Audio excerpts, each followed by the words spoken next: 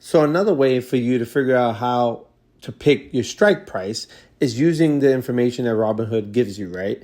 Now, it's mostly a statistic and a probability. It's not a guaranteed, but it definitely helps. So let's go to SoFi, and let me show you. If you go to trade options, and let's just pick a date. Let's just pick February 6th right now. And let's say we're trying to sell a put.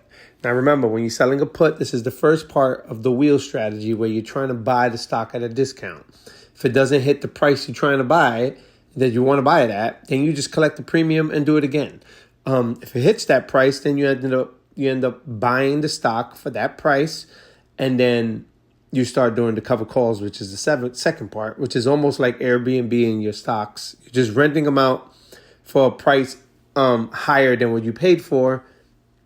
And two things can happen. You either sell them for that price, or same thing, it doesn't hit that price, you collect the premium and do it again. So let's say we just select a put.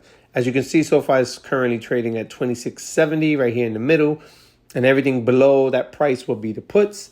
Now, you can pick puts higher than that. Let's say you think the stock is going to take off. As you can see, anything higher than that, the premiums are higher, but that just means you're buying it at that price.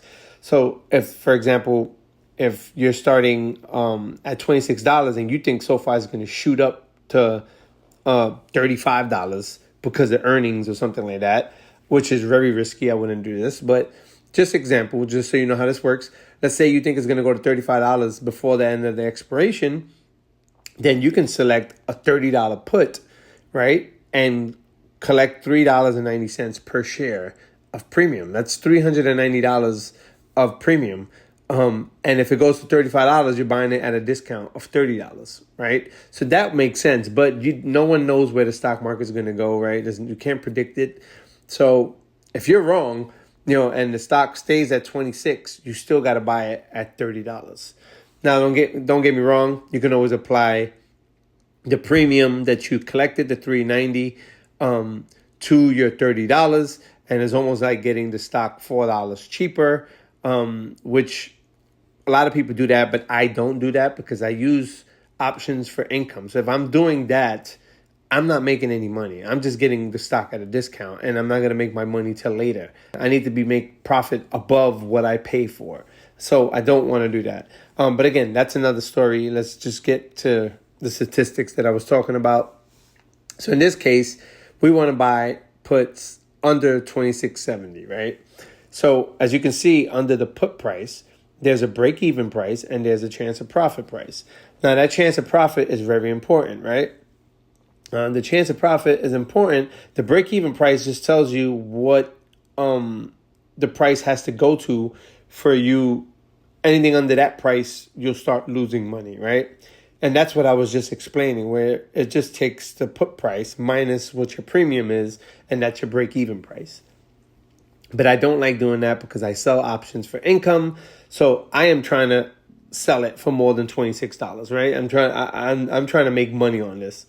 And not just break even or, lower my cost basis. That's not what I'm trying to do. Now, sometimes you have to do that because the stock market goes against you, but let's assume that's not happening right now.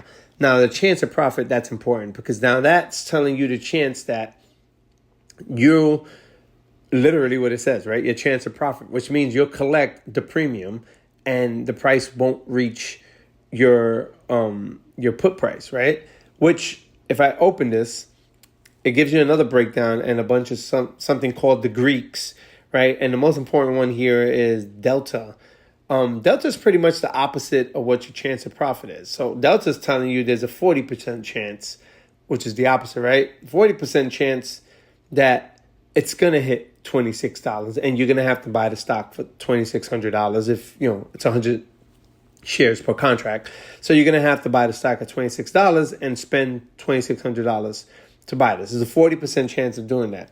However, if you want to play safe, you just come down here to like 81 or 85% chance of profit, which means there's a high likelihood that the stock is not going to reach $22. As you can see, the delta here is 0.11, which means 11% chance that it's going to get to $22. Chances are it's going to go up, which obviously that's why it's a What was I? 22. Yeah, that's why it's an 85.98% chance of profit. Means there's an 85% chance you're gonna collect this $25 premium.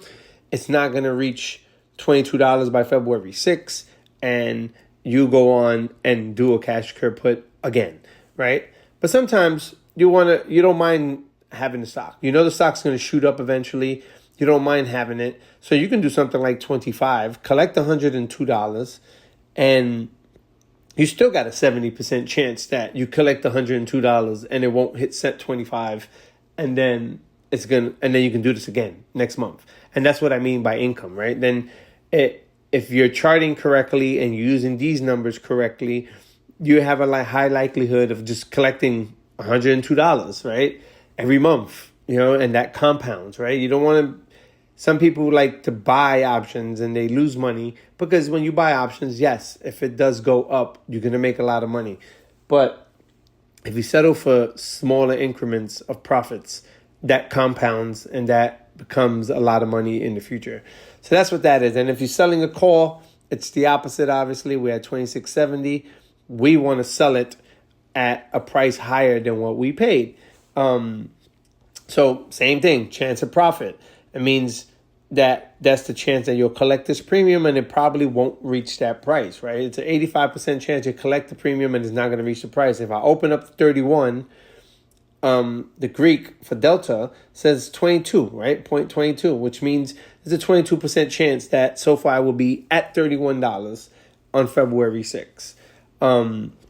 And the chance of profit will be the opposite. It means that if it doesn't, there's an 85% chance it won't hit $30 by February 6th.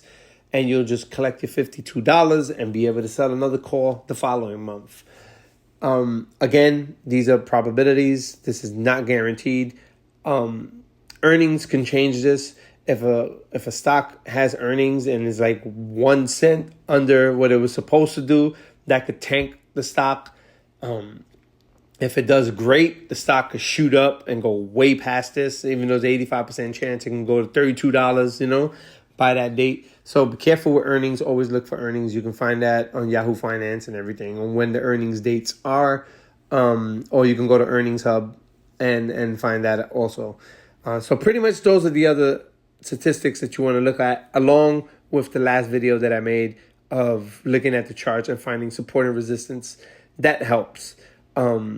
And hopefully you guys following this channel and, liking these videos, and it's helping you guys follow along as I grow $3,000 as far as I can get it.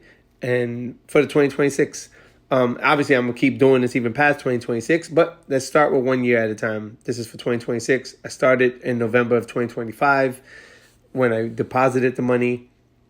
And now we're in 2026 and we're going forward. So make sure you follow.